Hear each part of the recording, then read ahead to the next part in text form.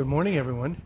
Here we are at the bald eagle's nest on Duke Farms with staff from the Endangered Species Program in New Jersey, getting ready to ban 3 bald eagle chicks from a nest that's been active for about 7 years. This is one of 170 nests throughout the state, and just in the last 30 years the bald eagle has made an amazing comeback. In the early 1980s, we were down to the last eagle's nest in New Jersey, down in Bear Swamp East in Cumberland County. And since that time, as a result of the efforts of the Endangered Species Program, the eagles have made a dramatic comeback. The problem with the eagles had been that because of the bioaccumulation of DDT in their fatty tissues, they were laying eggs that were too thin to withstand incubation. So the first step was to take the eggs from the last nest, incubate them in a laboratory, put plaster of Paris eggs in the nest that the parents would sit on, and then to bring the live hatched eagles back. The second step was really to work on using DEP's land use authority to protect eagle habitat and to use the open space acquisition program to protect the areas where eagles needed to have habitat.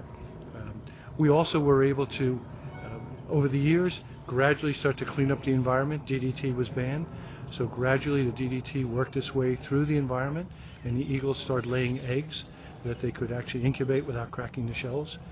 We had similar success stories with peregrine falcons and with ospreys.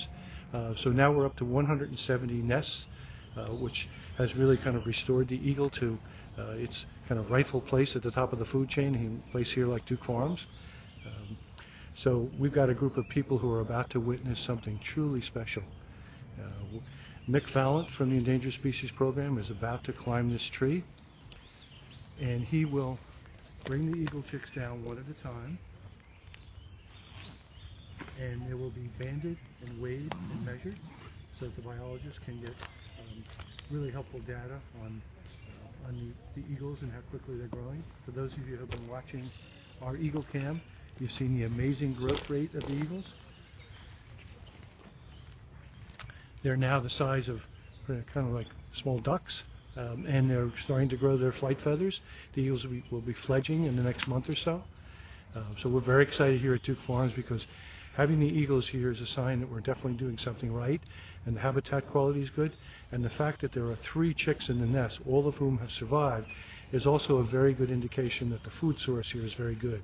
So if you've been watching, you've been seeing the fish and the turtles and the other things that the eagles have been bringing to the nest. I think there's actually an eel in the nest right now.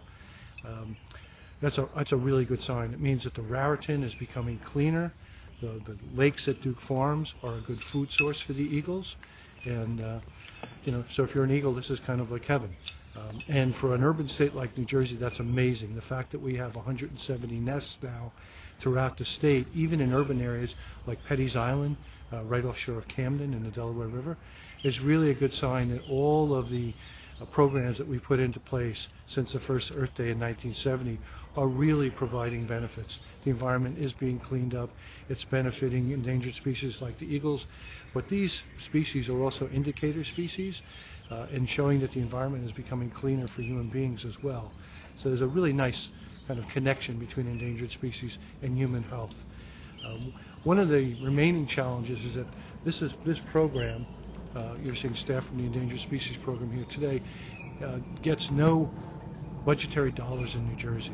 It's completely supported by the tax checkoff. You can designate part of your taxes for the Endangered Species Fund, or you can buy conserved wildlife license plates, and part of that money goes to support this program. So it's absolutely essential that we as citizens in New Jersey help support this program. There's also a special foundation that was set up called the Conserved Wildlife Foundation, which raises money for the Endangered Species Program. They have events, and you can become a member of the foundation. So I would encourage people to do that. If you like watching these eagle chicks, there's a lot more that the foundation and the Endangered Species Program are doing with other species to help. And working with partners like Duke Farms and New Jersey Audubon and lots of other conservation groups, trying to really raise the visibility of the plight of these species and the things that can be done very successfully to bring them back from the brink of extinction.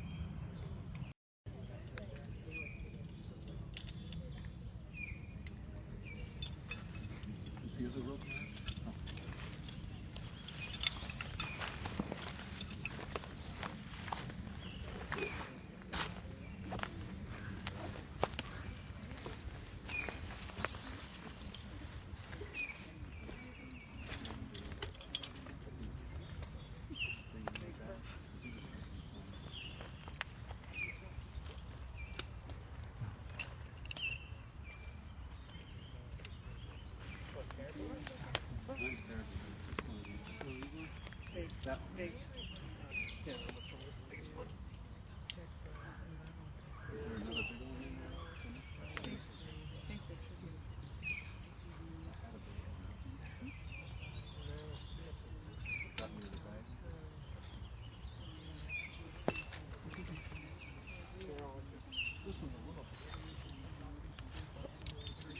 Yeah.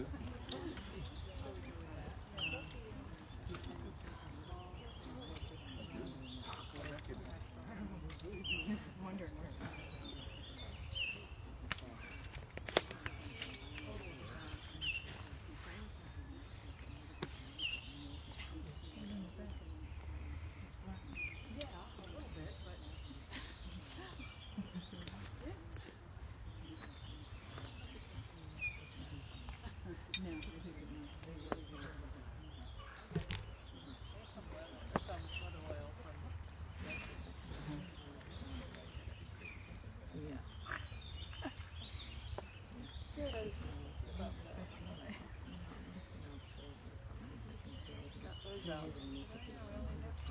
We'll be running from the D series into the E series.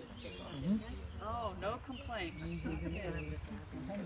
approved meeting is greatly appreciated. Yeah. Are you ready to take So how big a database do you have from past banding? Are you able to count them, most of the, or a good percentage of the banded birds? Account like recoveries? Recoveries or just seeing them again? It's typically small. I think I looked at it recently, and I think it was in the area of 15% where we had some recovery. The bird was found injured or dead or just recited. And with people using good cameras now, we're actually starting to get some resightings of these color marked birds. So. Now, one Duke Farms banded eagle was recited recently, right? Down in Conowingo in Maryland, I think. Oh, that one, yeah. And that's really exciting when we can get a band read, on a bird. So people keep asking us if these chicks will kind of pattern on this area, and if it's likely that they'll come back to nest here. I never quite know how to answer that. Yeah. Well, one thing we can say is that most eagles nesting in New Jersey are green banded, so they originated from New Jersey. And that's probably the answer. Now, I also seem to see some difference between North Jersey and South Jersey. So, and that may be because North Jersey birds are associating with, Delaware River, New York State, so sort of that more northern area. And South Jersey eagles might be associated more with Chesapeake Bay population. So we could expect them to kind of. And we're right in the middle. We're right in the middle of New Jersey, and so I just say the region, and I can't even say central New Jersey, although these birds might be responsible for this more and more nests popping up in central Jersey along the Raritan, and so we definitely are seeing a growth spurt in central and north New Jersey. And do you think we're getting anywhere close to kind of saturation point for nesting habitat? They keep teaching us things. Every year it's something new because they're using habitats that we never would have predicted. Like Petty's Island and Kramer Hill? Well, Brick Township cell tower. Right. They're in Woodbridge area and Metuchen area, and so they're picking out these areas that they're probably very keyed in on the very big open waters. Like food sources. Right. So the Raritan Bay, the big tributaries of the Raritan, I think that's what's driving it. And the nest trees they're finding can be sort of marginal or can be well protected. But I think they're keying in on big water areas. Yeah. So any particular species of tree that they look for? We've got sycamore here, and a lot of big sycamores in the floodplain here. Yeah, they look for big, and because they like to nest near water, they're often in sycamores, cottonwoods. In the rest of the areas, they often just choose the biggest pine, a pine that's above the canopy. And pines tend to have a good structure for supporting a nest. A lot of deciduous trees, it's really better for the nest long term if it's really close to the stem of the tree. This one could be tricky. This is going to be tricky for Mick to climb because of the way to get around it. It's out a little bit, and he needs to have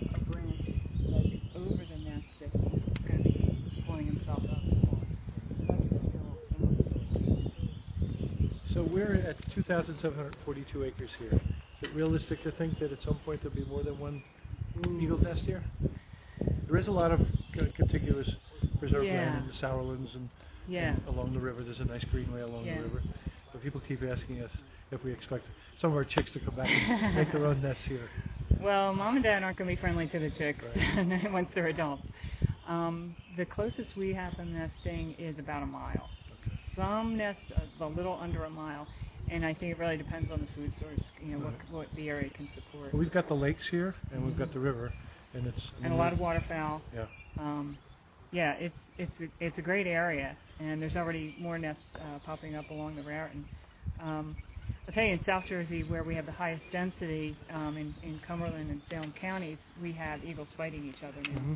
And when eagles fight each other over territories, they're out to do serious damage, and they can really hurt each other. But ironically, that's probably a good sign too, that the population density is strange, high enough that they're competing for habitat. Yeah.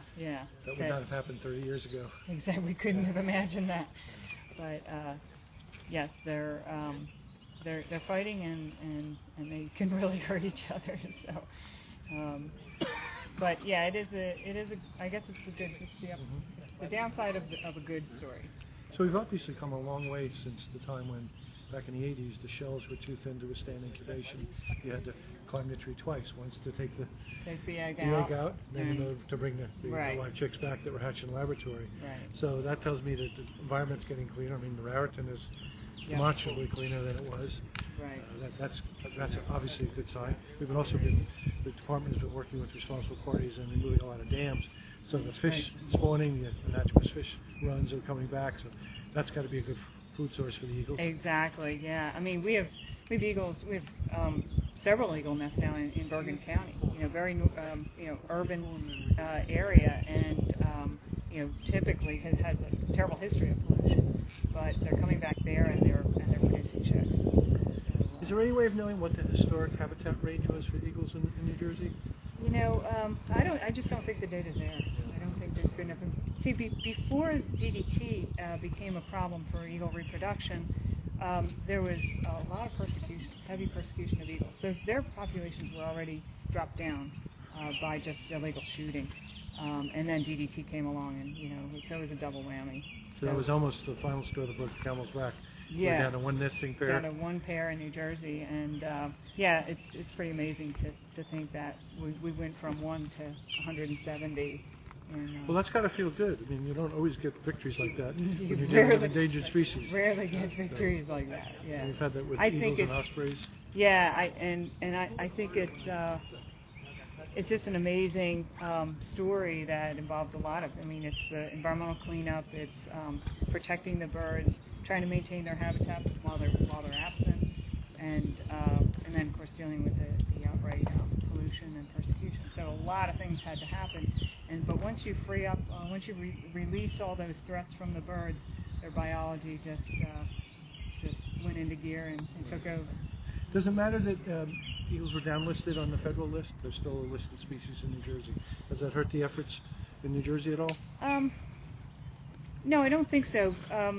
And partly because the bald eagle is the one species that, even though it was federally delisted, taken off the endangered species list, it has the extra protection and the remaining protection of the Bald and Golden Eagle Protection Act. No other species that typically gets delisted also still has federal protection.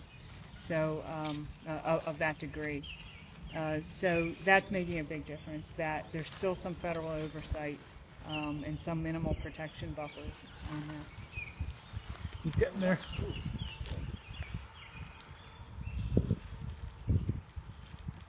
So how do you decide what to ban now? With 170 active nests, you can possibly hope to ban all of those.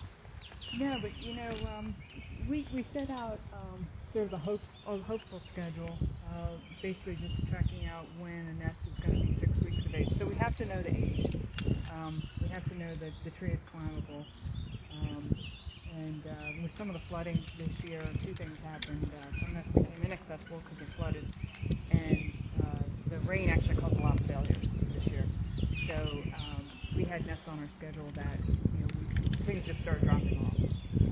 But we do have to be pretty selective. But here we know exactly when the eggs were laid because we have the Eagle Cam on. So you know when 6 weeks is. I made it easy. Yeah, it certainly did. We have lots of people watching the Eagle Cam. Right. We have 885 people now watching. Yeah. On the live feed. Yeah, live feed. Yeah. And I think we're approaching 1 million people viewing the Eagle Cam. Yeah. So, yeah, people love to watch the Eagles. This is a great cam. I mean, even biologists are learning a lot from watching the behavior. It was really helpful to be able to redo the camera. Yeah. And do a little bit of trimming because we have a really nice view of the nest now. Yeah. There you go. Let's go. So is it zoomed out so they can see people on the ground or not? They can just see the nest. They just see the nest. There isn't really much zoom. This is an iPhone 5S, and when you're in Ustream, you can't really zoom. But they can see the nest. You mean, did you replace that feed with this one? No. Oh, I'm sorry. Yeah, both the feeds are still on. Yep. Both feeds. Yep, both feeds are on now. So when you bring eagles down, they'll Right. be able to see the nest of the Eagle Cam as well as what's going on the ground. Right. Yeah. Okay. Yeah. Sorry. Okay. If you ever, like some of you, if you want to set up a group of funders or school kids or VIPs or whatever in the classroom, we'll do live feed over there. Right. We'd be happy to do that for you.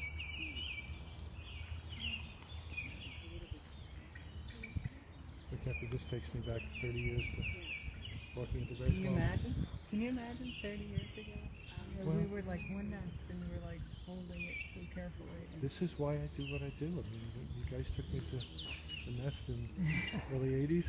I decided I'd The viewers look carefully. They can see the adults circling. practice law. Well, to do this kind of stuff. So how is he's going to go through that crotch and then over the top? He's a little worried about that. Yeah. Because they're on the other side of the nest. they're right. They're always going to be on the far side, and he has to be tied into something that's not going to pull him away from the nest. So, and there's not really anything above that. Right. That's I think what he's worried about. He might have to. He's got a boat hook there. And you might have to use that to get a rope on that. Yeah. Whatever branch is on the other side. So the rope may be sort of running kind of close.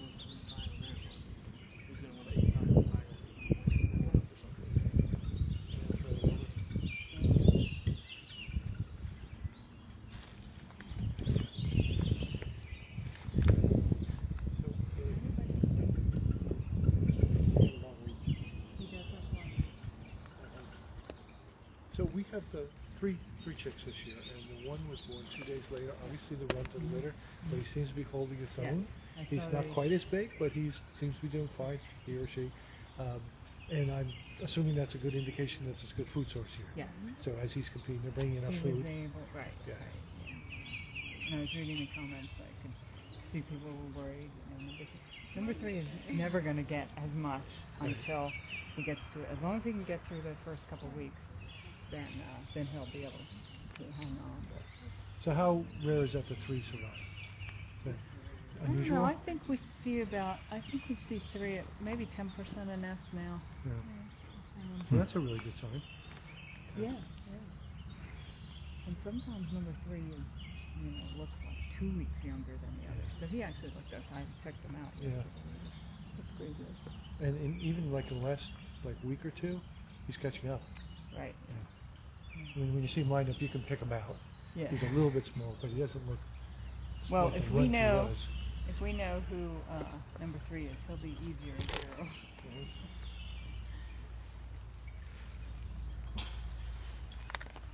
And can you sex the birds this early?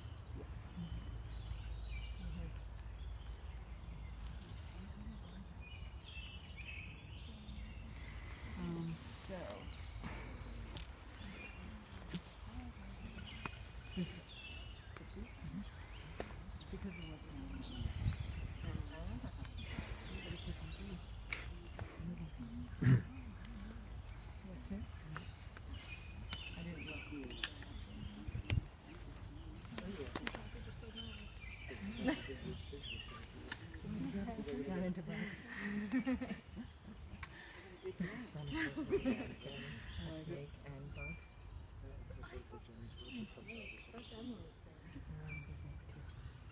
Are you into it?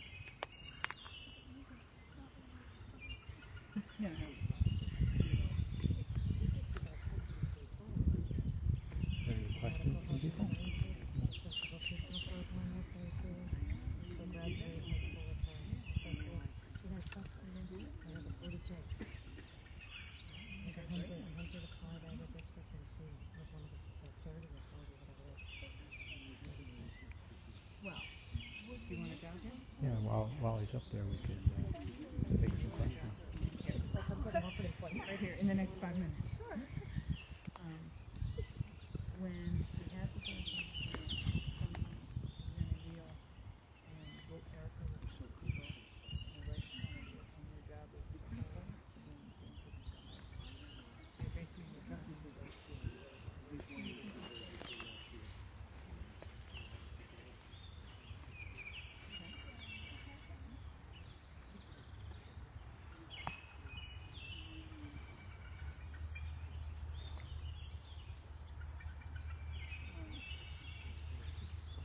See the adults circling.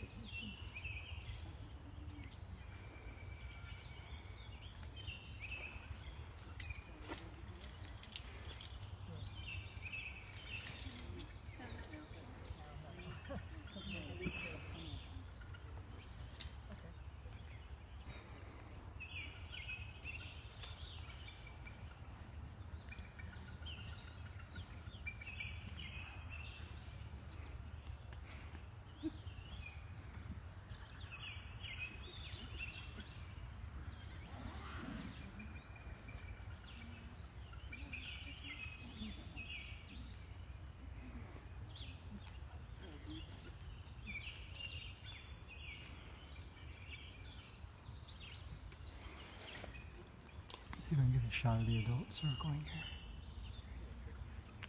There we go.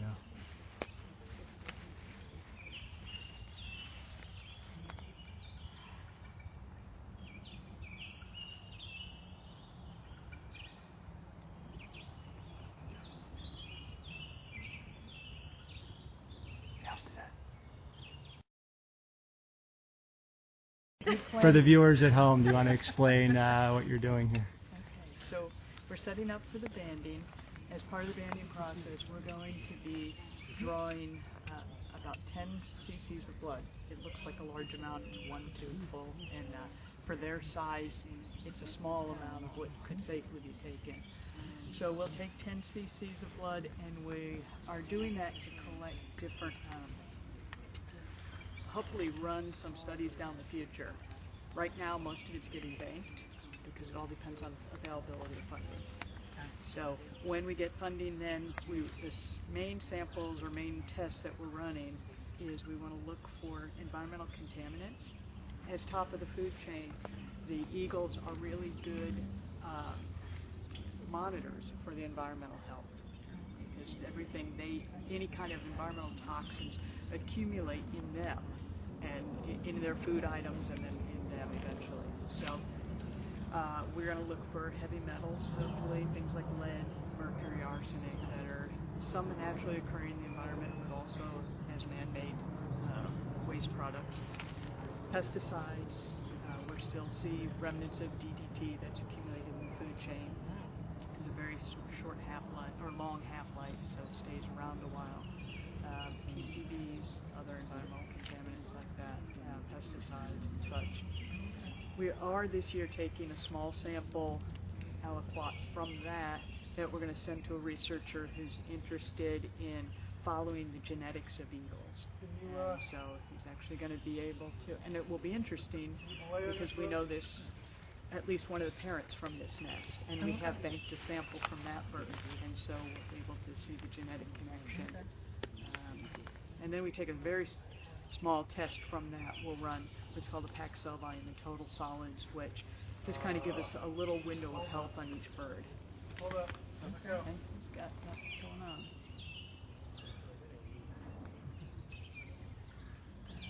It's getting tricky up there.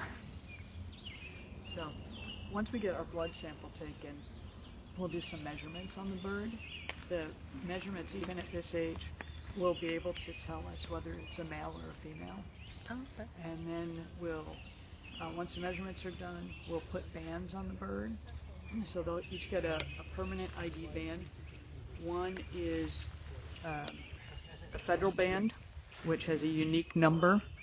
As you can see, this number can't be read very well at a distance, even though it's pretty big but being one color and a long string of numbers, it's difficult to read. But that is a permanent ID, so if that bird's ever recovered, we'll know exactly who it is. We'll also have permission to put a second band on, so every bird that's banded in New Jersey, every eagle, has a green identification band. And this is larger numbers. Now with better optics on both binoculars and even the camera lenses, we're actually getting people who are spotting these and able to identify exactly which bird it is. So, then we'll do a quick look at the bird, check it over, and then send it back up in the nest for the next bird. So, thank you. I think we're good now. All right. Go ahead. Why doesn't New Jersey use blood to determine gender? One, it's not necessary. We can tell by the measurements. It's been long tried and true studies. We can get pretty accurate on the measurements. This year, because we are doing the genetics testing, we are able to sex them as well through that blood sample. So we'll have a definite confirmation once we get those results back. But that testing is quite expensive. And if we do get any funding for testing, we would rather have it go to environmental contaminants than for determining gender. But you know, like I said, this case, we have a researcher who's doing the genetics for no cost to us as part of his research grant. So. Great. Thank you. Any other questions from the audience? Yeah. Okay. The tag team in you. That's right. Do they mate? Oh, mate for life. Actually, yeah, they, like most birds, at least a large number of bird species, they do mate for life, which means until something happens to one of them. Right. They don't then. Actually, I think eagles go through a very short mourning period, if anything, because we've seen an adult at one nest get killed or have something happen to it, and within 48 hours usually there's another eagle there, which in a way is a great testimony to the number of birds we have in New Jersey, that we now have birds that are kind of waiting in the wings for an available nest.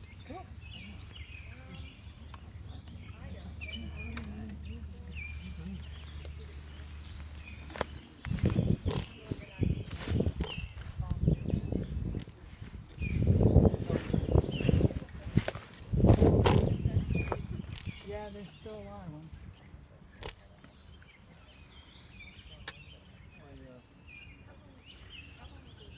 I worked with Navy last year. Oh yeah, I met her a couple times. Yeah. We got to live at Russell Battalion, and there's an osprey nest. Right next to the little cabin she stayed in. So she got to see the place. Yes, nice girl. The last 20 years, she made fun of me for taking pictures of my old story.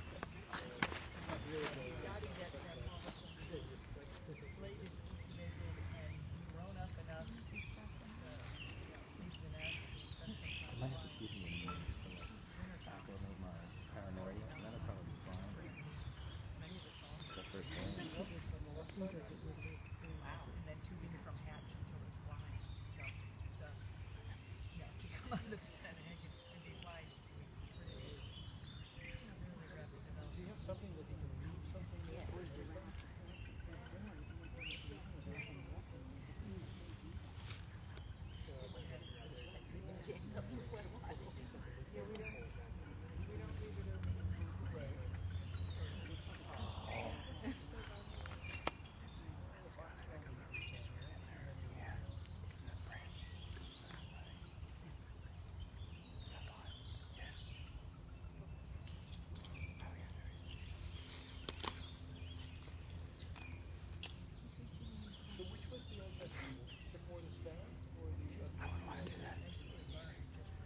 It's brave.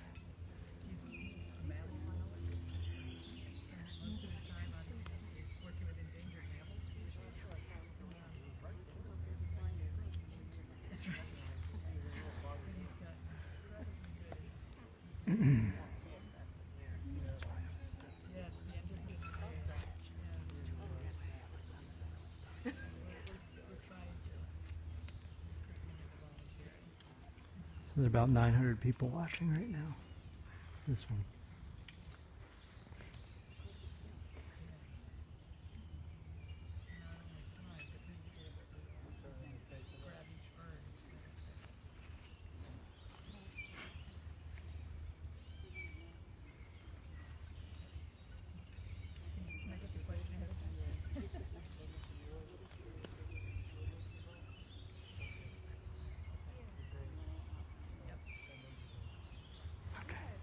All right, another question came in.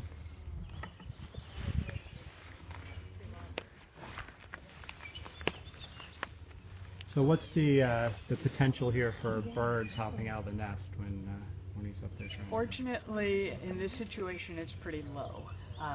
We are quite certain because of the cameras. We know just when these birds hatched. We know they're right about 6 weeks age.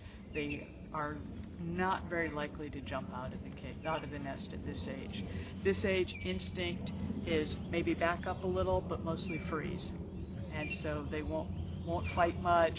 They're going to hunker down, blend in with the nest. That's why they're the nice uniform brown color. Blend in with that nest, let the predator think you're not there. It's a little older, closer to fledging, it'd be a little more dangerous. Yes, and we have, when we put radio telemetry devices on the birds, now and then we'll have to fit them when they're a little bit older, so that, because we use external harnesses like that they wear, and it's like a backpack, and you have to be big enough because you don't want to grow into the backpack and have it be too tight. So we wait until they're almost full size, and at that point they're capable of jumping out. They're a little bit more skittish, they're moving around a lot more, so we get into the nest and it's always a little risky. We have had, over the last 21 years, I can think of 3 or 4 that we've had jump. Never had an injury, because usually at the time they're old enough to jump, they also have enough flight feathers that they just instinctively put their wings out and they glide softly to the ground. And then once they're on the ground, they're like, how did I get here? What do I do? And so we're able to get to them. So. Thank you.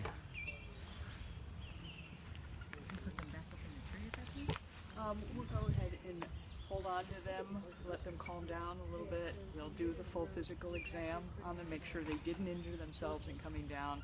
Go ahead and band them and then get them back up. Is there any technology that's like injectable at this point, like where we microchip our pets? Is there anything like that you do? There is. We don't do it. There's a little thing called a pit tag or a micro transponder type thing that, like you say, that you can use on your dogs or cats. We could do the same thing with these birds. Again, it's more expensive, and the leg tags work fine for them to know them. Unless we could have a fixed spot that we knew they were going to fly or get close enough to that it could read that tag, it's really not worth it or practical for these like birds. An easy pass. Yeah, right. We knew they always migrated at this distance underneath a certain tree or something. We could have a scanner there and let them. That would be really pretty neat. And there'd be an app on your phone where you didn't. We're doing that a lot with captive wildlife and in rehabilitation settings, and certainly in zoos, and they will micro tag like that, do the microchips in them, and that way, in a rehab situation, you can set up a scanner in one part of the cage and have them walk by it, and exactly, if you've got 20 raccoons in a cage, which one it is. Or if we're doing oil spill response work and you have, 50 loons that are all alike, it's very easy to do a scanner for an ID. But in a situation where they're strictly in the wild, it's not really practical. Not yet. Yeah. Probably coming soon, right? Yeah. Yeah, that's and the then thing they with the can send us technology. data about their heart rate and all that other good stuff. Yeah. It's amazing, the technology. It's just the money to make it happen. Right. Thank you.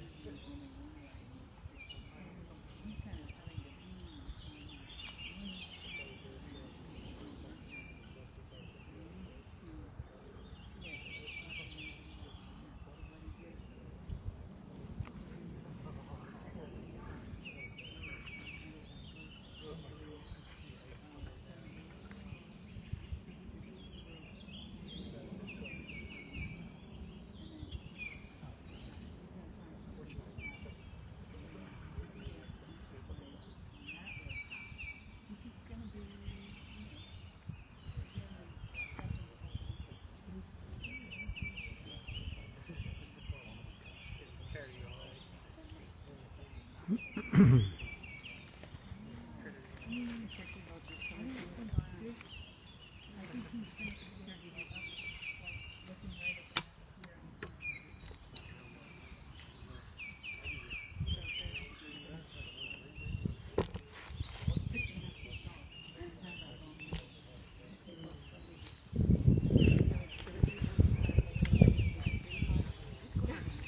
how many viewers there are. 936. Oh. I don't understand this question to those people. Okay.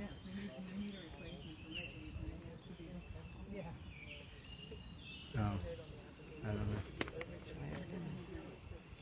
I show it to you, no? Let's just show it.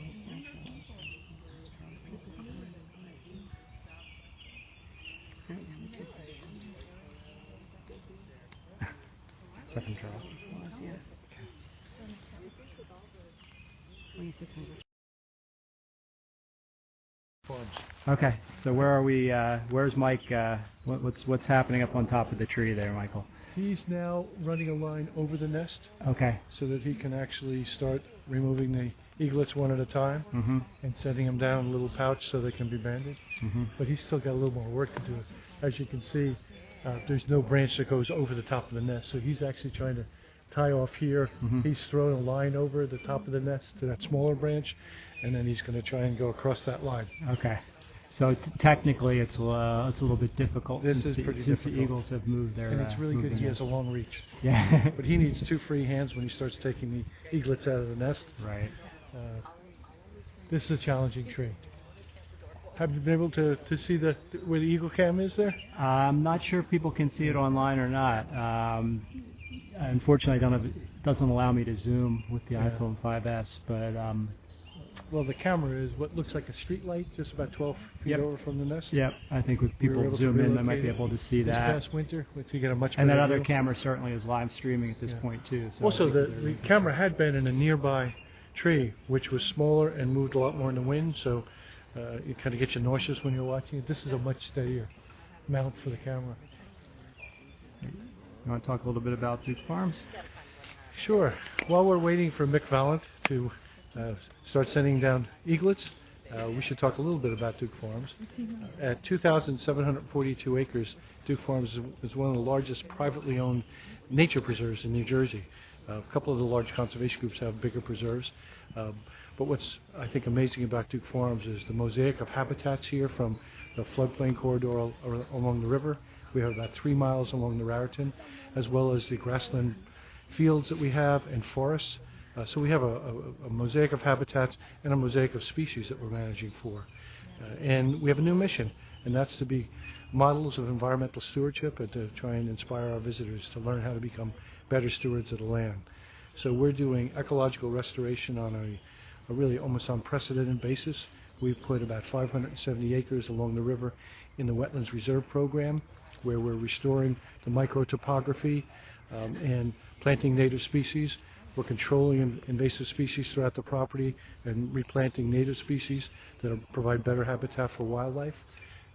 We've also restored about 9,000 lineal feet of lakeshore and stream corridors, and basically converted what was a manicured estate with about 400 or 500 acres of manicured lawns that went right up to the edge of the lakes with wildflower meadows and native warm season grasses to provide better habitat. So we've been very popular with visitors coming to see a lot of the habitat restoration and the species here. It's a great place to see wildlife. We've been designated an important birding area by the New Jersey Audubon Society. And in addition to bald eagles, we have ospreys, 9 different species of grassland birds, and I think about 200 species of birds overall. So it's become a great haven for wildlife and for educational activities. Part of our mission is really to become a learning center where people can come and learn more about nature, learn more about stewardship and how to do ecological restoration. We also have a community garden where we have 462 plots where residents of nearby communities can rent a plot and try their hand at organic gardening. We have an incubated farm where first-time farmers can make the conversion to organic agriculture. And we're also trying to demonstrate what we think is the inherent consistency with sustainable agriculture and ecological restoration, where you can, for example, use domestic animals to provide rotational grazing and actually manage grassland bird fields to maintain the habitat in an optimal stage, so that kind of mimicking what the bison used to do at the Great Plains. So it's all happening here at Duke Farms, but I have to admit that the bald eagle is one of the most exciting parts of that. So we can't wait for these little eaglets to come down and be banded so we can get a chance to get a closer look at them. People are sending in questions online. Which I answer to them. She's answering quite a bit of it.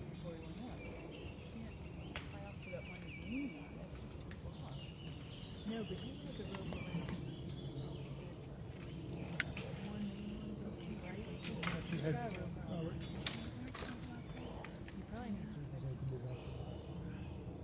Of course, the eaglets have all moved over to the far side of the nest.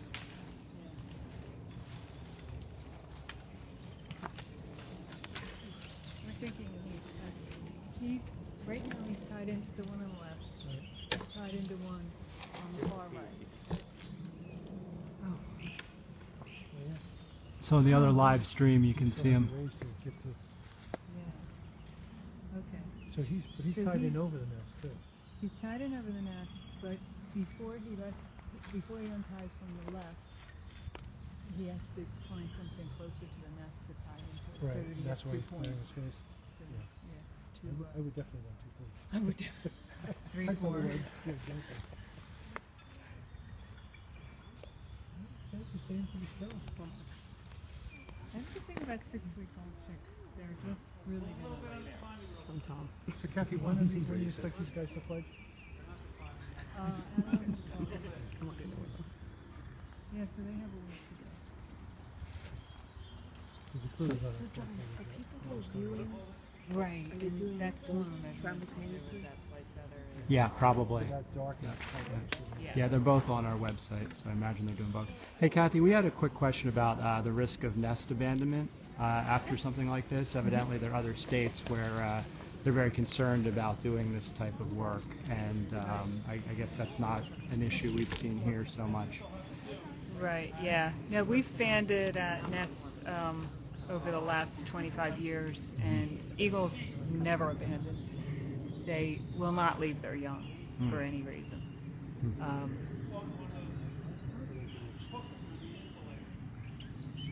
So it's really not a risk, and the chicks we know are exactly 6 weeks old. They're fairly docile at this point. They're just going to lay there. And the other sort of old myth is that birds can smell that humans have touched them, and that's not true. Eagles, all birds have a very poor sense of smell, so they don't reject their chicks, and they'll never abandon them as long as they're there. In fact, after fledging, the eagles' adults will actually watch where their young go, and they'll continue to feed them wherever. If they land on the ground, they'll keep bringing food to them there on the ground. So they're very keyed into them. They're good parents, and there's nothing we can do to dissuade them. That's good. Thank you.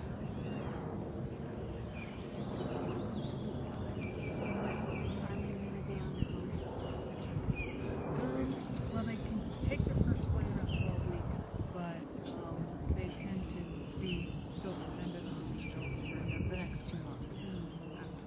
Because they really have to learn to fly, and then they have to learn how to catch their own food, and that takes a lot of skill. That by the fall. Right. They tend to make their first big flight because we know, because we've used them First thing you're still beaming. They tend to make their first big flight sometime in late August.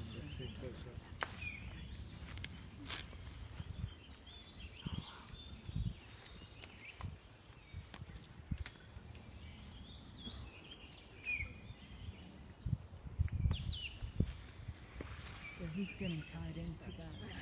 He's putting a belt around that one that he's He doesn't physically carry me on his nose sometimes. right.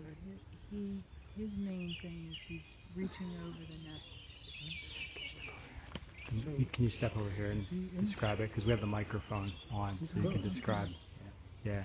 So if you look on, this is the stream that you can. Oh my goodness. So do you want to explain what he had to do? He had to tie in.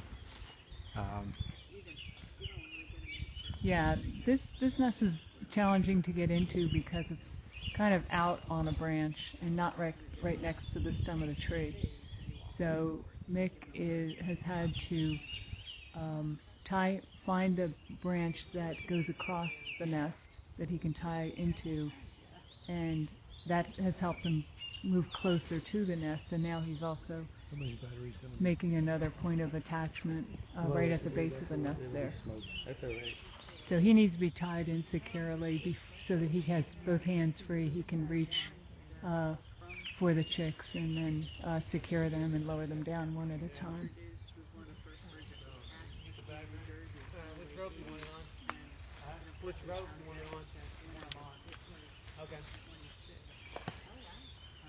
The one I was pulling on? The record for a banded eagle was 20. John, if you're looking for more fur, I can still do some personal observations about the bear swamp nest and how we get involved in this. That'd be great. We've got the good commercial for Duke Farms, we've got the commercial for Conserve Wildlife Foundation. They don't have to work the bags on. Yeah.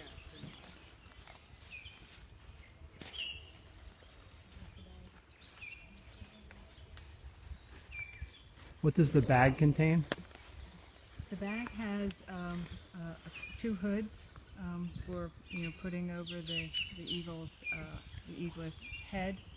It puts them in the dark. It's very calming, and also vet wrap to secure their feet so that they don't hurt themselves or us.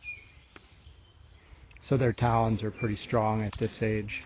They can, and what they'll do, if you were to just put them in the bag without securing their feet, they could grab their own leg even though there's only one bird in the bag at a time, but it's better that they're secure and then they just lay down.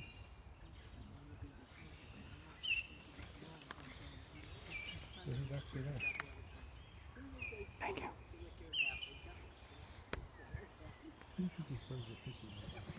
What the hell is this?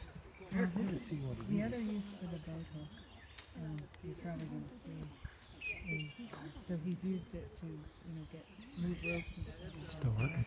Sweet. To herd the birds over? Make them walk toward him. Need some treats.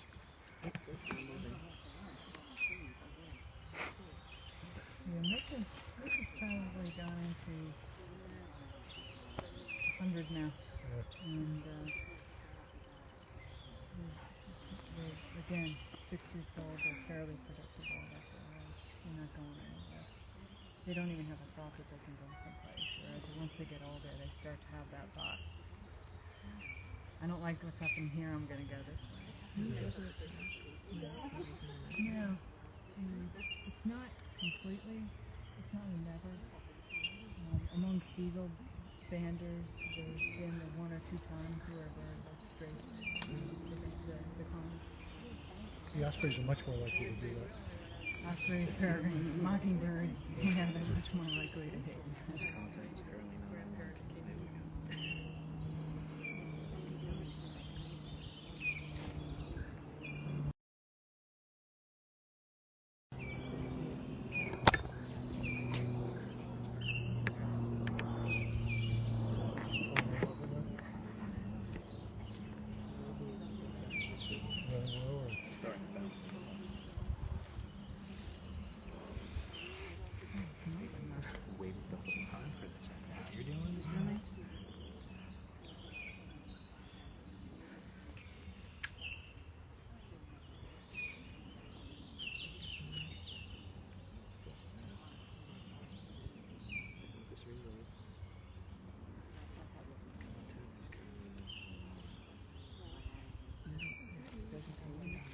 This one doesn't? Oh, the one up there. They may have taken it off. I don't know.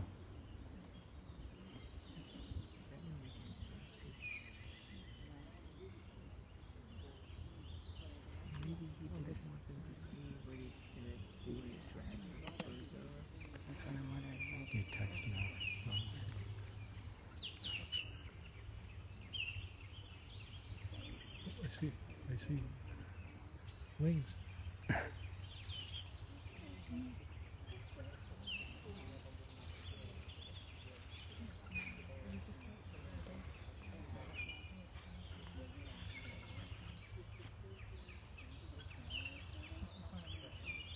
Okay, so do you feel like you're in a National Geographic documentary?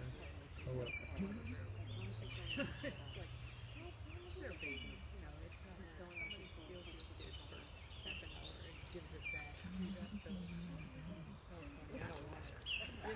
Go back up. Yeah.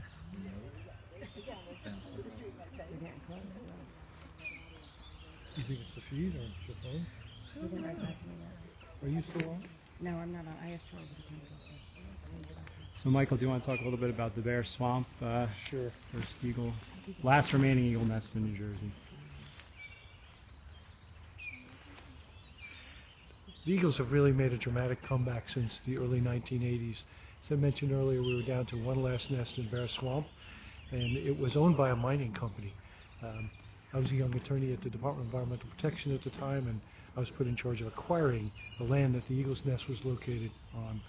And the land was owned by one mining company and leased to another mining company, so we tried a number of things to negotiate a deal, and we were not able to do it. We eventually ended up having to use the power of eminent domain to acquire the nest.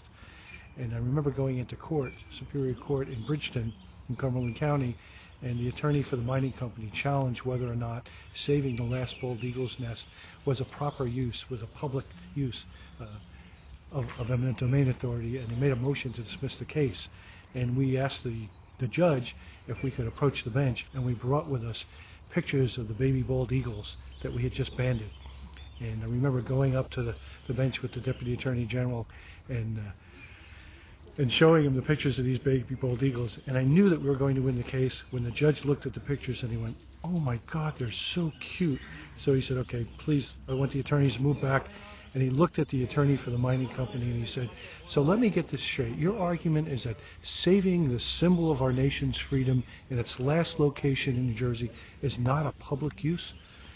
And he said, "Yeah, essentially, Your Honor, that's my argument." He said, "Well, not in my court." Bangs his gavel, says, "Case dismissed," and the state got title to the. Here comes the first eagle coming down.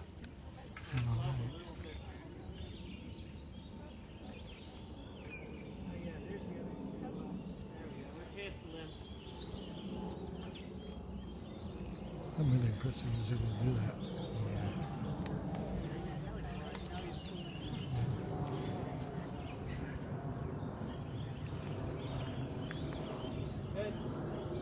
You know how to get a little closer?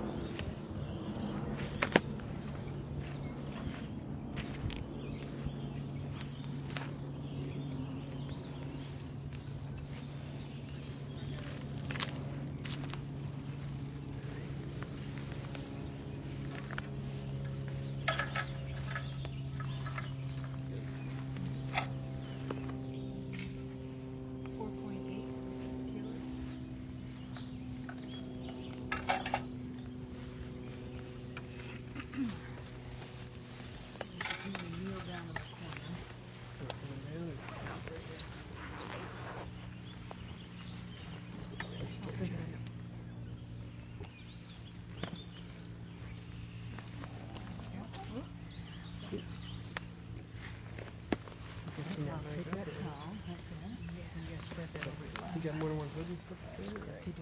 Okay, cool.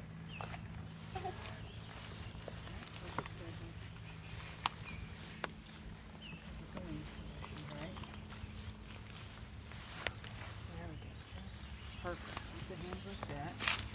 A little more room over that. And you can narrate this. Hey, Nick. Okay. Get the bag on entry.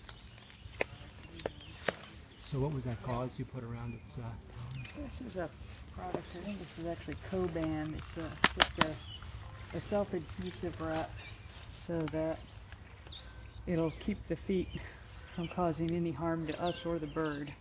When they kick up with those talons, they could easily snag us or themselves. And so Mick wraps them as they're going in the bag so that they don't grab themselves as they're coming down. tag.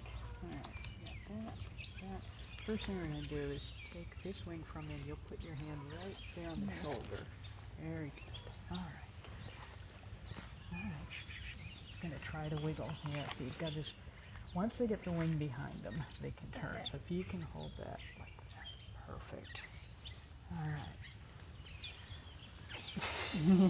I'll tell you what, we got somebody else who wants to hold feet. Super. Just put a hand right like that. You don't even have to control the feet, just so that the feet won't kick up. Okay. That's good. Okay, babe.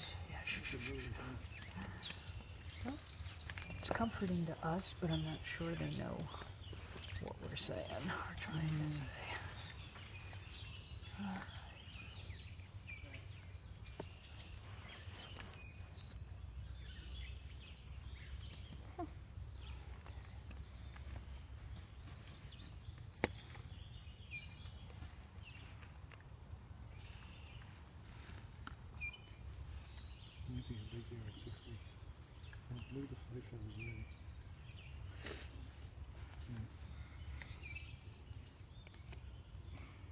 So the blood sample is a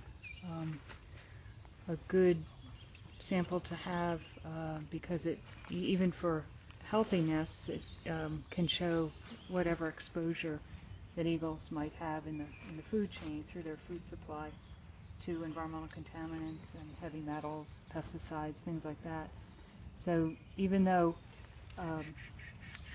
DDT and PCBs have been illegal for many years, they're still actually found in the ecosystem, and especially in the aquatic ecosystems where eagles tend to hunt most of the time. So it's a good way of monitoring those contaminants in our environment.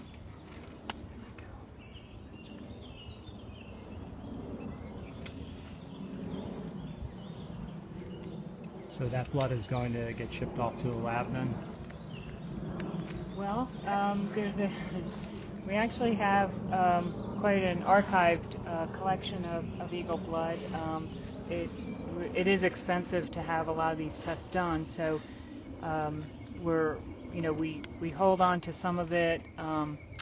We have some cooperating researchers who are doing some testing for free, including now some DNA testing, which is an interesting research project to look at the genetic heritage of eagles across the country. So we're participating in that as well.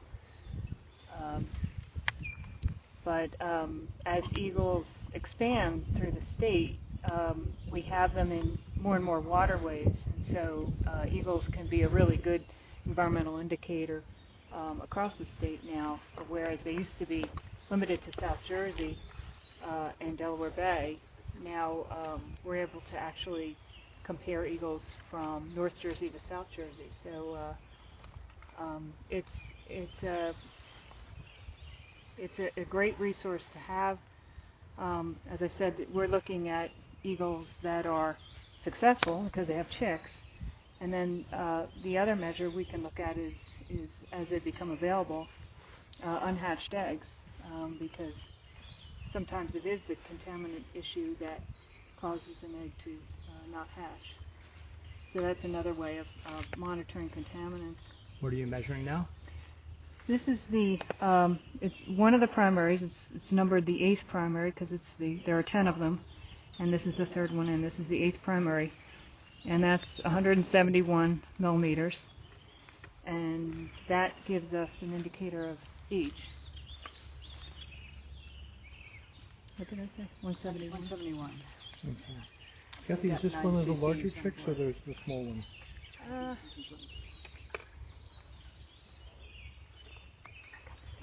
Just from watching the webcam, I'm not quite sure.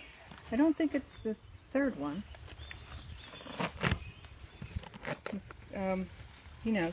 They're all going to look pretty similar. Let me take So what are you measuring right now?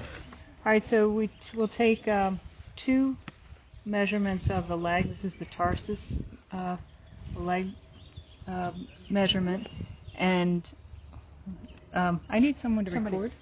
Yeah. So there's 2 spaces for the tarsus, and the first measure is 13.3, and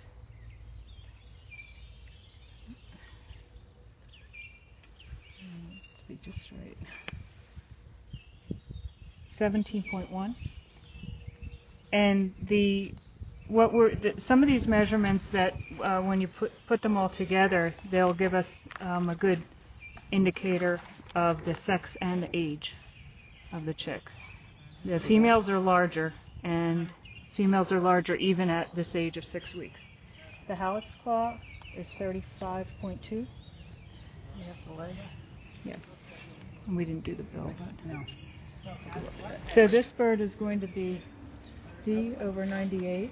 That's already written there, and it'll be on the left leg. Just indicate that it's on the bird's left leg. So this is obviously a big green color band. Thanks. This is not a standard band, but the color bands are used for being able to identify the bird from a distance. New Jersey is the only state in the East that's authorized to use green, so even if you don't see, aren't able to read the code itself, if you see a green banded eagle, you know it was banded in a New Jersey nest. Hey, Kathy, this is one of the last D bands, so that We are coming to the end of the D series, which means we've gone through 400 eagle bands, which is really cool. Wow. And the other band that Erica's putting on is a standard federal bird band, has an individual number, silver band, and as you can see, that is not something you're going to read from a distance. That's only readable when you have the bird in the hand. So these are permanent. They have to be riveted on because eagles would quickly remove anything else that we put on. So it's riveted so that it's permanent marker. have you have a number for that one? D98 on the left. I mean, on the other one, on the forward side? Yeah. No, what? Yeah, Looks like that one. that's right. So we'll wrap those feet up again so that they're not going to hurt anybody. The bird won't hurt himself. I'm going to take a couple more measurements here. They don't like the sound of that. No. That wrap. So, hold on now, pal. Hold on. Okay. So this is the Coleman measurement. Coleman is 46.4. And then we'll do a bill depth, which is a good indicator of sex, the gender. But they do have to close their mouth for it. Am I good there? Okay. 31.4 on bill depth. So do you know now what the sex is? Well, I should. The 31 is a dividing line, but then also looking at the tarsus measurements, it's borderline. It's borderline. The tarsus isn't really large. As you'll see, as we see the other birds, you'll see the difference in the size of those feet, and sometimes you just go, oh, that's a female, or oh, that's a male. These measurements are a little bit on the border.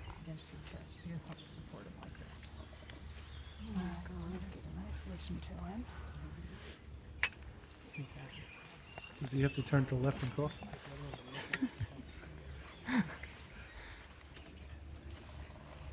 It's amazing how well developed they are at 6 weeks.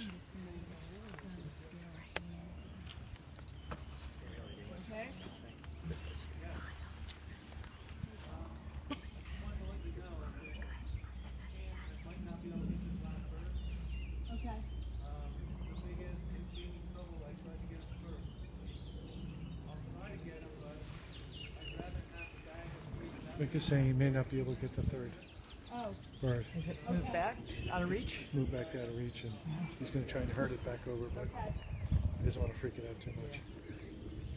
So that's probably the biggest one there. So we'll give you an empty bag. Little yellow eye ring. Yep. So, nice brown eyes. So, most of it's down now. Still there's a lot of down under there. And the feathers? We're just getting covert feathers over it, but it's still very thick downy underneath.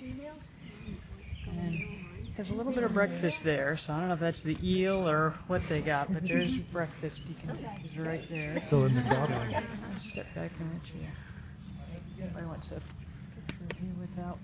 There we go. What's that?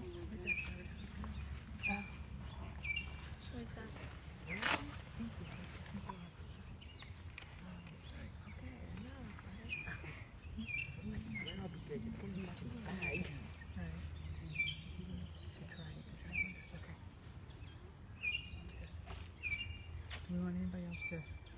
Yeah. This one?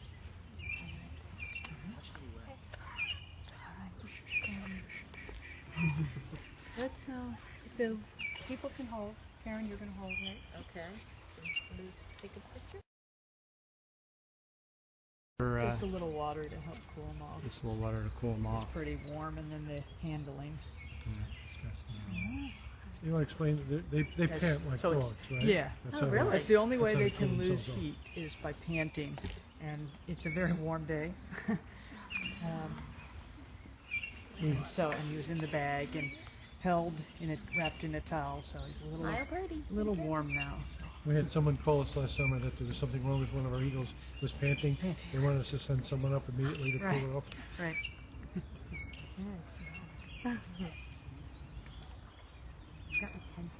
Oh, cool. So you really can't tell, huh? Because he's on the borderline? Borderline male, female. The feet are kind of big like a female, but the beak is almost a little small, more like a male. He kept his mouth So. shut, so I'm not sure on that one. I'm good. Can we hold it? Oh, come on. Sure.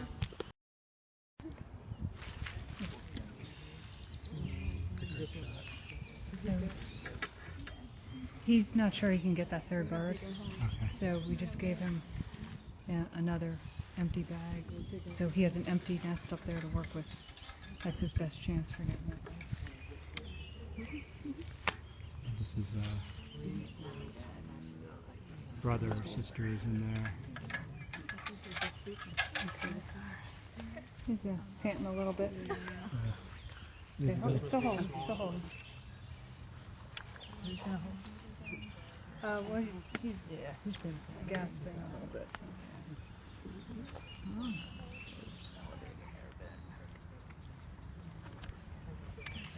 Bigger flight feathers than I would have thought. It's amazing how quickly they grow. They do. Everything happens fast once they start turning blue.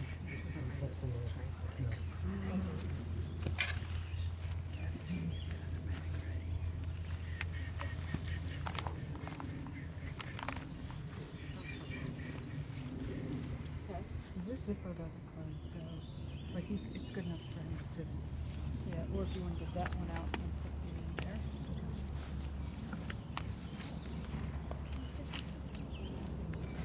Okay, we need a volunteer to hold on the ground.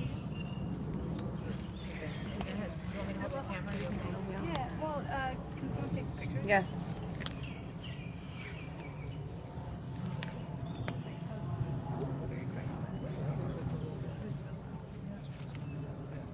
First thing you. This looks like a little more.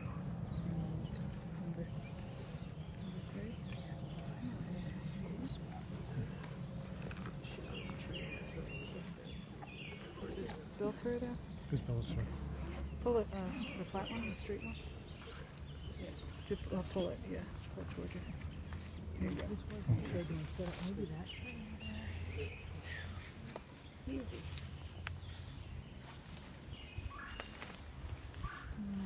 Help do the turn over. Yeah. That's my challenge to get out. bird's smaller than the first one we did, and the one still in the nest is the biggest. So this is number 3. Affectionately known as number 3. This one will have its own sheet. So I wonder what his chances of getting.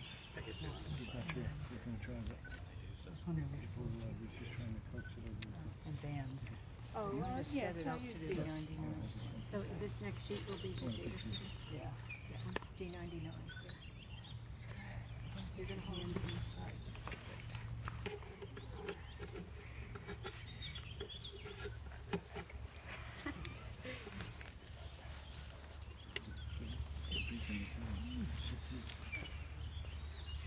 Well, this was in the shade when I chose this spot. Yeah.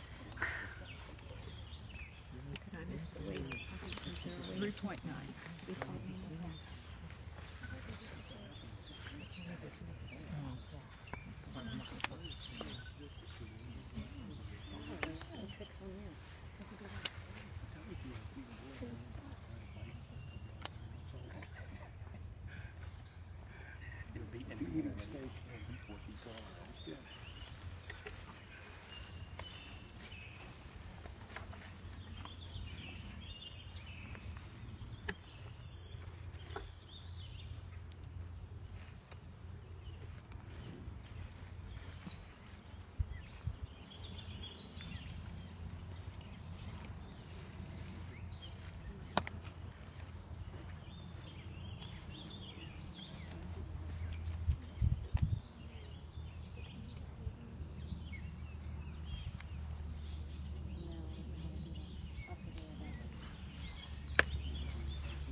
You write down anything about the first one? You say 11 species?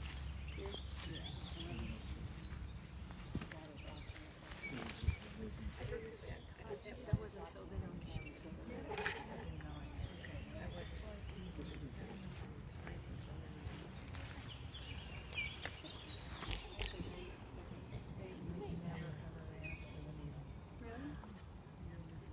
They deal with pain differently than we do. I got a good touch. Whatever. The phlebotomist. Now I'm taking blood and they still don't react. You're very good. When I can stop it.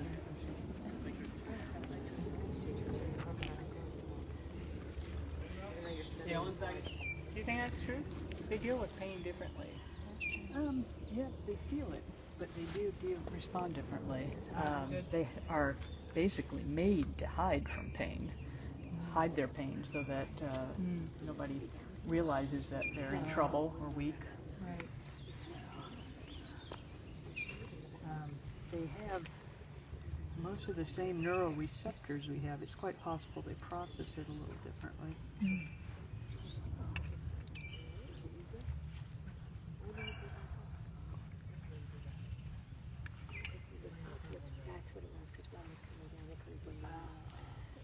You see these the flight feathers are only out a few inches here on this bird.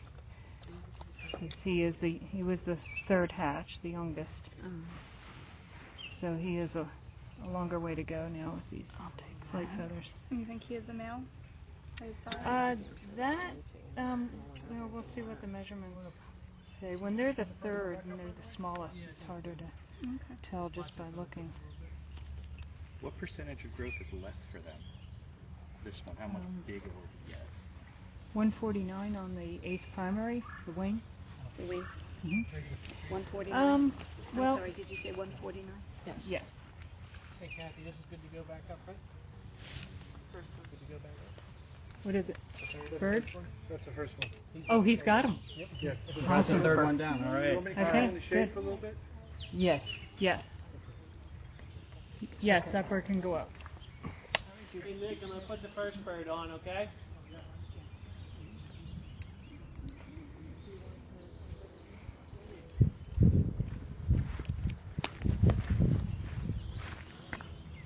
Sending them back up home. Yep. Alright, bag on. Yep. Heading back up. There she goes.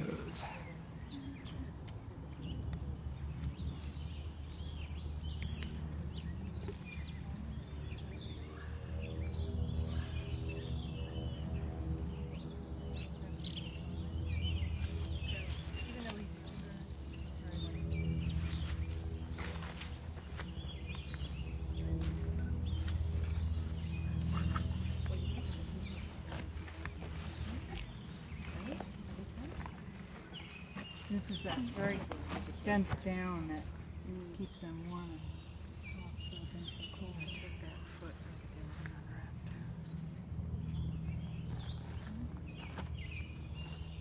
I'll give you two tarsus measurements. The first one's 12.1 and then 15.2. And the hallux claw is 31.3. Now him, we know he's the smallest, so, well, it doesn't matter. We're alternating legs so that eagle watchers can tell the difference between them.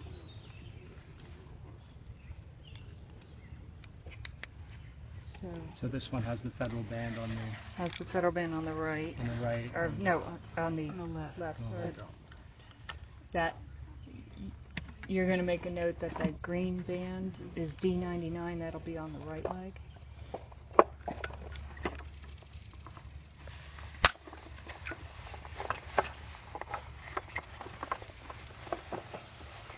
You okay? Yep. I'll put in the Just blood putting away. the blood away so the sun It's getting warm out.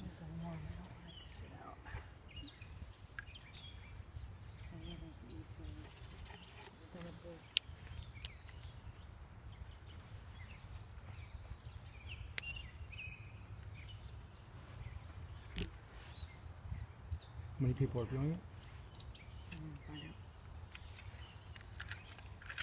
There's 1,300 here. You were in 2,600 before. 2,600. Yours seems to be a little bit lower. Yeah.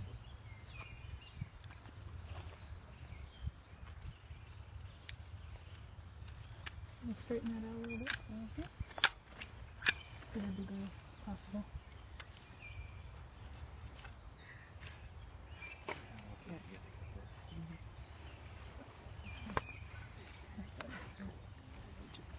Oh, you've got it. Oh, I can't find it to do a little straightening. Oh. You're glowing, Kirsten. What's that? You're glowing. Oh my goodness. He's a strong one. He's small but strong, huh? Yeah. Good sign, right? 5,600 total. Okay, so there are 5,600 people watching right now. Wow. Wow. That could include some schools, though. Yeah, I'm sure it does. Probably more. My wife's school is going to be watching it today. Probably So. multiple groups. Yes. You have Yeah. That's a lot of people. A lot of people. Would you stand up again? Yeah.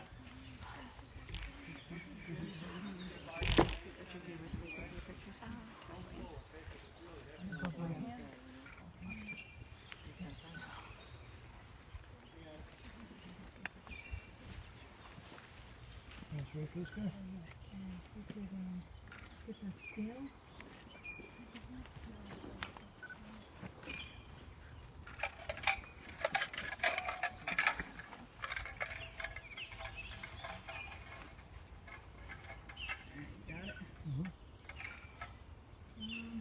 So what are you listening for? 5 kilos.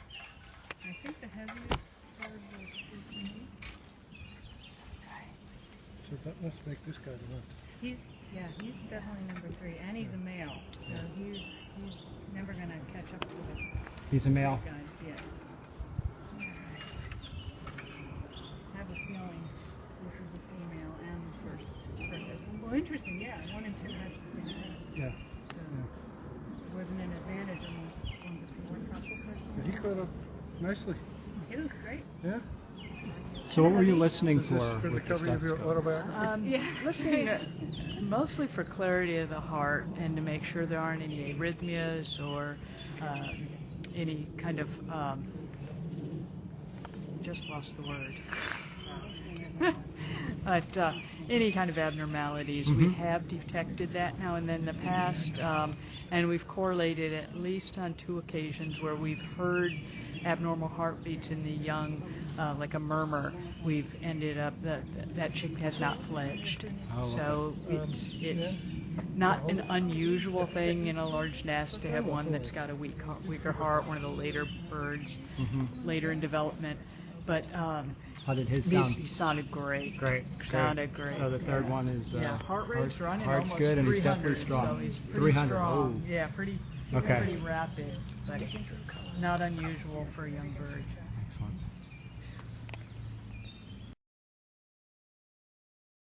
Third one, just keep it in the shade to keep it a little bit cooler. They're probably the biggest one. yeah. So it's probably a female. We'll see, I guess. Yeah, we'll see when we go with measurements. Say the biggest for last. Yeah.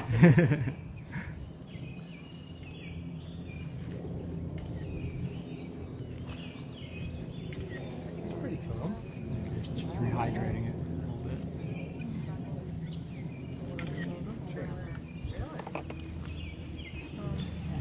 Paul is going to hold it. Oh.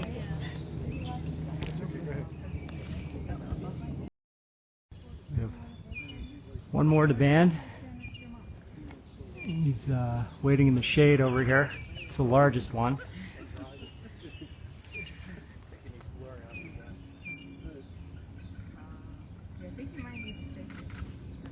You can hear the parents. You probably won't be able to hear them on the Ustream, but they're definitely circling, definitely concerned, although they've been through this before. At least one of them is banded and is familiar with this process, but it doesn't make it any easier for them.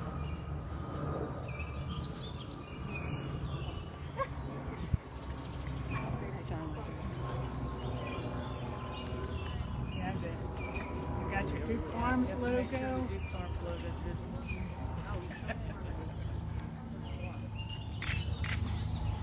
So what's with the back of the tongue? The back of the tongue. It really helps in feeding. And when they reach something to help swallow it and push things back, they eat a lot of turtles and they get into bone marrow, and when they stick their tongue in and pull it out, it helps pull food back. All you blue shirts. Yeah, how about Go over there with the ball. It also helps form a seal. Right, loosen up just a little bit on the chest. A little more of the mouth breathing now. No, why don't you get in here too? Yeah. Jan can take this. Go ahead. Happy, you want me to hold something? And Joanne, you get over here too. No, I'm not wearing a blue shirt. Okay. You want to get in with him and I'll hold this so Happy can take pictures. All right. Is he okay, Erica? Yeah, let's make it quick. Yeah, make it You quick. really want to loosen your fingers as much as you can. You're just supporting them. He's got to expand his chest out to breathe. Okay. That's it. All right. Well, we still have another bird. Yeah, I'm good enough. I'm good enough. All right, Louis. We've already named them. What did you name that one? Louis. Louis? Louis. All right. All right. You got a root for the run for the whole. Everybody does, huh? Okay. Let me just.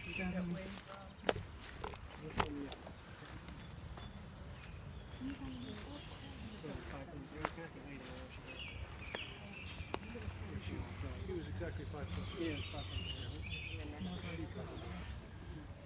Too big for that. I love the fact that it's nature. The women need to tell the story.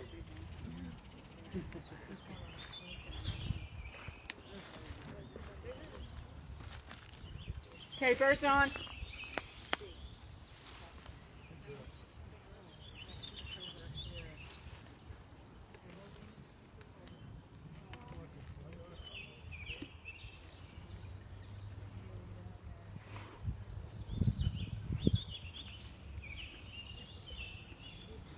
Okay.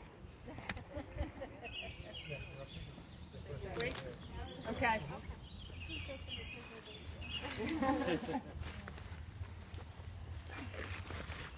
Ron, look up. Oh, that's awesome.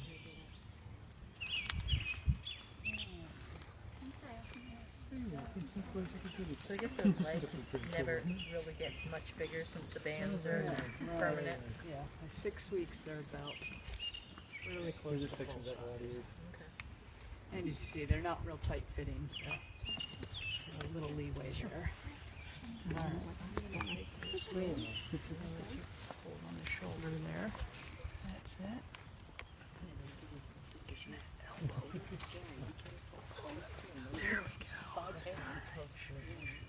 Is that what they want? Because it wasn't heavy. Because everyone expected that it wasn't heavy. Okay.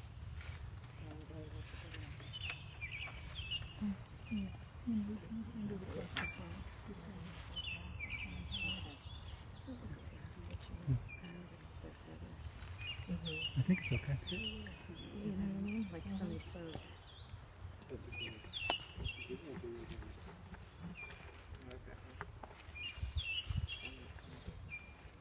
So now this one's the big end. Other than that, he's going to get about how much bigger? The body's not going to change a whole lot, but those wings, those flight feathers are going to almost or quadruple in length. Wow. So how do you get that short? They do look short, yeah. Turning it over with the And this is a good, calibrate it. We know they're exactly that one has gotten all the way to the far edge. Yeah. well, number 3 is the You got that on your phone now? 1 and 2 6 weeks plus 2 days.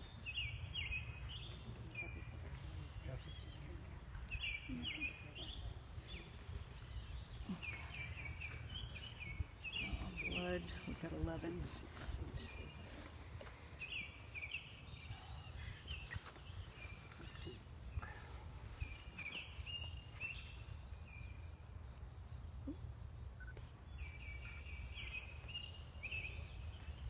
Not a Chevy way to start a Monday morning.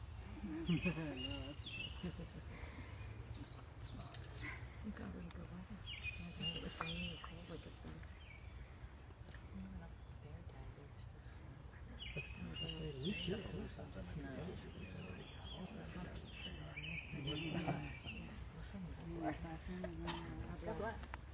Well, Son's environmental class, I think his class started Your allergies are early. out of control right now. You have to take your medicine.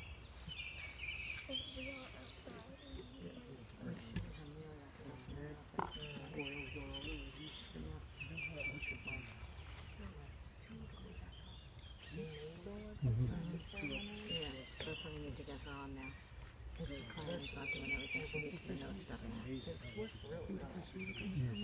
I'm not sure. Second one's definitely a male. First one, I'm not sure.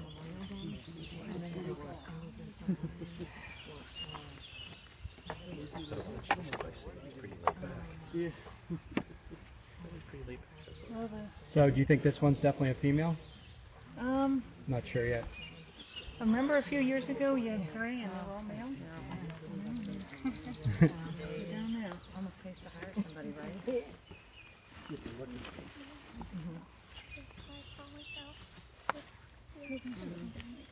So do we take 1 male, 1 female, and 1...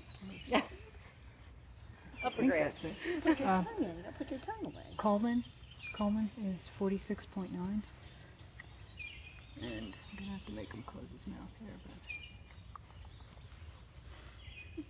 I know you're not gonna want it.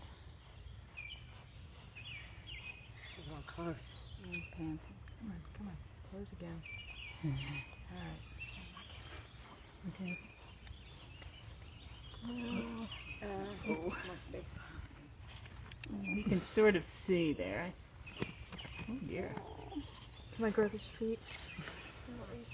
Okay. We can. Why don't we do that when he's? When he's up. Well, he's up. Yeah. He might have caught his breath by then. Yeah. There's no way I was going to miss this opportunity for my daughter. He said no. This is never been any problem.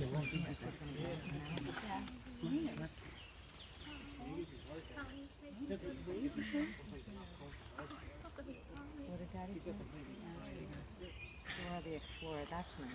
Well, my husband called me Dora the Explorer. 71? 171.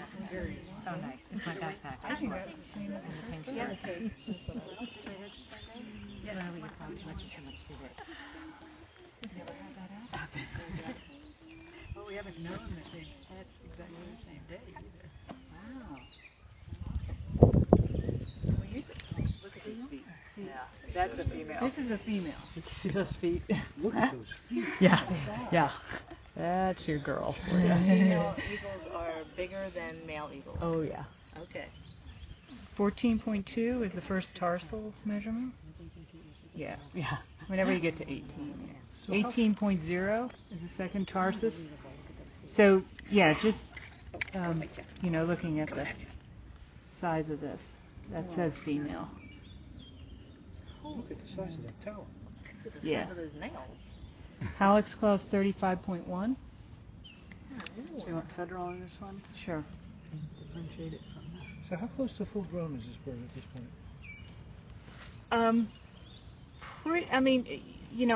They're certainly big. I mean, you can tell they're big.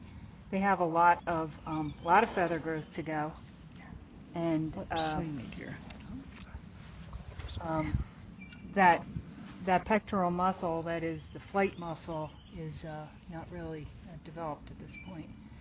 So when they start doing those heavy wing exercises on the edge of the nest, that's when they're really starting to develop that muscle for flight. But they look they're more than halfway full grown. Yeah. They're I think, aren't they slightly heavier when they first fledge than adults? Still have baby fat. Baby fat. Still have the muscle development to go. Still have the feather hardening. Yeah. There's still blood in the feathers. That's how feathers grow. There's a blood supply. Yeah, right now a lot of their weight is in their feathers. It's just amazing they can do that in 6 weeks. Yes, it really is. 6 weeks going from, Coming out of an egg. a little egg. Yeah. First E series. First E, yay. And it's a 0, not a 0-1. Right.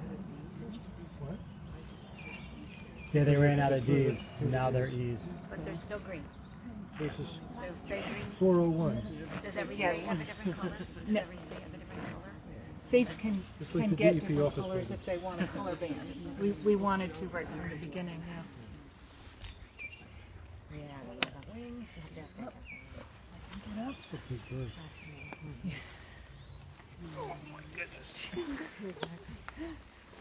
Yeah, circulation. Joanne, did you get a chance to hold them? I would like one. Yeah.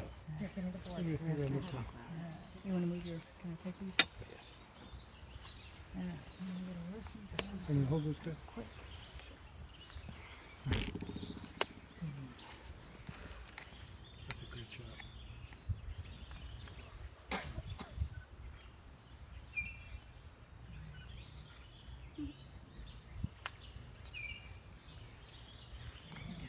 Checking the heart rate for abnormalities, murmurs, etc.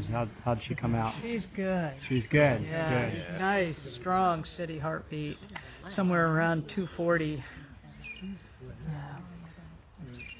That's We good. reached around and took out a... She had a little person's breakfast. lip, Her I hope. breakfast is still sitting right here. That's the region they call a crop. The breakfast is still in the crop. Yeah. Justin? How big her legs are. Wow. Oh, yellow now. Will that get less yellow? I don't know. Actually, the corners will get a little less yellow, but her whole beak will turn yellow between around age 4. Right, but I just wondered about. I Yeah, didn't it's realize very- that her whole lip Yeah, thing there was going on that'll whiten up though as by the end of the summer. She's getting very. Right now, it's kind of a color cue for the adults for feeding.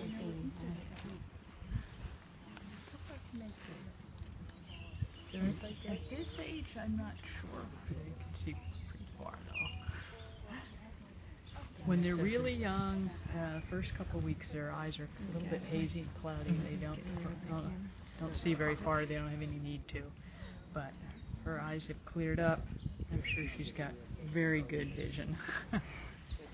And they see in color, correct? Yes. Yes, we believe Let me so. take your camera. And this is what we were talking about, the blood feathers. You can see how those feathers that are in sheath, they look like they're soda straws, and they're mostly filled with blood to supply those growing feathers. And so they actually weigh much more than a mature feather. So those feathers will lighten up, and more of her weight will be put on in the breast muscle when she starts exercising to fly. Oh, she's already wanting to exercise her wings. Yeah, you want to go, don't you, girlfriend? Who's holding? Oh, would you? Yeah, right there. Sorry. Yeah. Okay, got it. Where? Right there. Right there? Yeah. Like with both hands? Just like that? Not too tight. You mostly just support it. Don't hold from Remember underneath? to use a baby. Not from underneath? John went to heaven? Oh my God. Oh my God. Heartbeat. Oh yeah, okay. I see it. Thank you.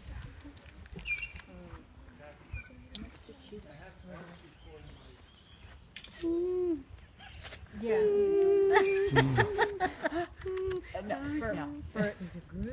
For leaving?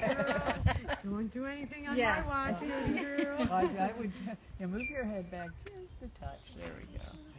Lots of pictures of Thank you so much. Oh my God. Thank you for this, Joy. Thank you so much. John, come on, let's get. We'll attach it over here. So you're going to be sending up some fish? We're going to send up, we brought 2 fish along because there are 3 chicks, and we've, just by being here, we've prevented the adults from hunting for the last couple of hours. So it'll be a nice little treat, little peace offering. Little peace offering for... Let's see the fish there. All right. Fish are going up to the nest. A couple of menhaden. It's a very oily fish. It's going to be very smelly. Getting close to them, they smell a little bit like fish. Oh yeah. All right, Nick, bag on.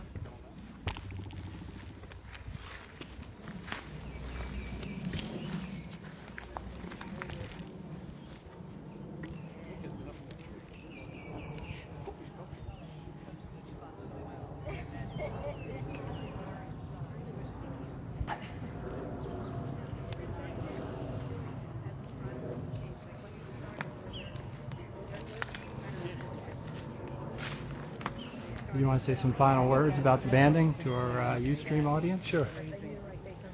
Kathy, any final words you want to say? Oh my goodness. Well, we hope that people who enjoy eagles in New Jersey will support the Endangered Species Program. You can drive with an eagle on your license plate. That supports the Endangered Species Program, the Conserve Wildlife license plate, and You the can do the tax check-off next time you file your income tax check-off return. for wildlife in New Jersey. Great success story, the bald eagle. It is a great success story, and as you can tell, everybody's got smiles on their faces here. It's really nice to see a program like this making a huge difference. 30 years ago when I started working with Kathy Clark and Larry Niles, it's when I realized what I wanted to do with my life in terms of my career. Going out to see these eagles in their natural habitat and making a real difference in the future of the species is an incredible experience.